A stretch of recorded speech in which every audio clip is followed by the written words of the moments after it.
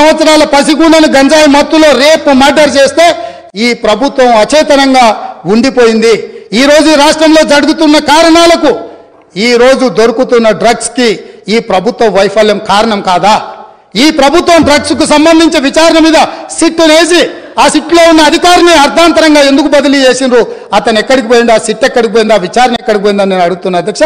ఈ ప్రభుత్వం యొక్క వైఫల్యాన్ని కప్పిపుచ్చుకోవడానికి విచారణలో లోపాలను దాచిపెట్టడానికి చేస్తున్న ప్రయత్నంలో నేనే స్వయంగా ఆనాడు 2017లో తెలంగాణ రాష్ట్ర ఉమ్మడి హైకోర్టులో పబ్లిక్ ఇంట్రెస్ట్ లిటిగేషన్ వేసి ఈ విచారణ మీద ఎన్ఫోర్స్మెంట్ డైరెక్టరేట్, డిఆర్ఐ, ఈ నార్కోటిక్స్ డిపార్ట్మెంట్ అన్నిటిని కూడా ఒక సిట్ను ఏర్పాటు చేయాలని హైకోర్టులో కేసు వేస్తే 2021 వరకు నేను కొట్లాడితే తెలంగాణ రాష్ట్ర హైకోర్టు ఈడీకి మొత్తం సమాచారాన్ని చేసిన విచారణను బదిలీ చేయమని హైకోర్టు ఆదేశాలు ఇచ్చిన ఈ రాష్ట్ర ప్రభుత్వం వివరాలన్నీ దాచిపెట్టింది అధ్యక్ష.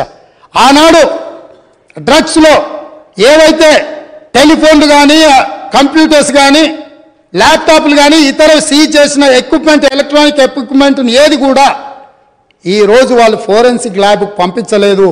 వాటి మీద సరైన విచారణ జరగలేదు. ఆ వివరాలన్నీ కూడా ఈడీ అడిగితే ఇవ్వకపోతే ఈడీ డిపార్ట్మెంట్ తెలంగాణ ప్రభుత్వం మీద contempt of court case file చేసింది అధ్యక్ష. నేను అడుగుతున్న అధ్యక్ష మీ ద్వారా ప్రతిపక్షాన్ని, ఈ రాష్ట్రాన్ని పంజాబ్ రాష్ట్రాన్ని మీరు చూసిండ్రు.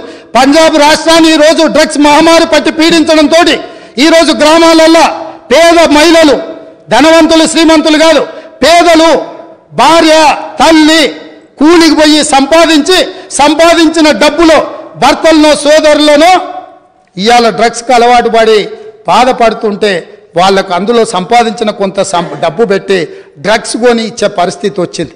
ఈ పరిస్థితి పంజాబ్ రాష్ట్రాన్ని నిర్వీర్యం చేసింది అధ్యక్ష. పంజాబ్లో యంగ్ విడోస్ పిన్న వయసులోనే మహిళలు వితంతువులుగా మారుతుంటే డ్రగ్స్ బారిన పడి ఈరోజు చావులను మనం కల్లారో చూస్తుంటే, రాష్ట్రమే నిర్వీర్యం అయిపోతుంటే, యువత డ్రగ్స్ బారిలో పడి చచ్చిపోతుంటే తెలంగాణ రాష్ట్రంలో పూర్తిగా కూకటి వేళ్లతో పెకిలించి వేయాల్సిన ఈ డ్రగ్స్ మహమ్మారి విషయంలో ఎందుకు విచారణలో ఈ ప్రభుత్వం ఆనాడు జాప్యం వహించింది? ఎందుకు నిర్లక్ష్యం వహించింది? ఎందుకు దీని మీద చర్యలు తీసుకోవడానికి నార్కోటిక్ డిపార్ట్మెంట్కు, డిఆర్ఐ డిపార్ట్మెంట్కు, ఈడీ డిపార్ట్మెంట్కు ఎందుకు సంపూర్ణమైన సమాచారాన్ని ఇవ్వలేదని నేను అడుగుతున్నా అధ్యక్ష.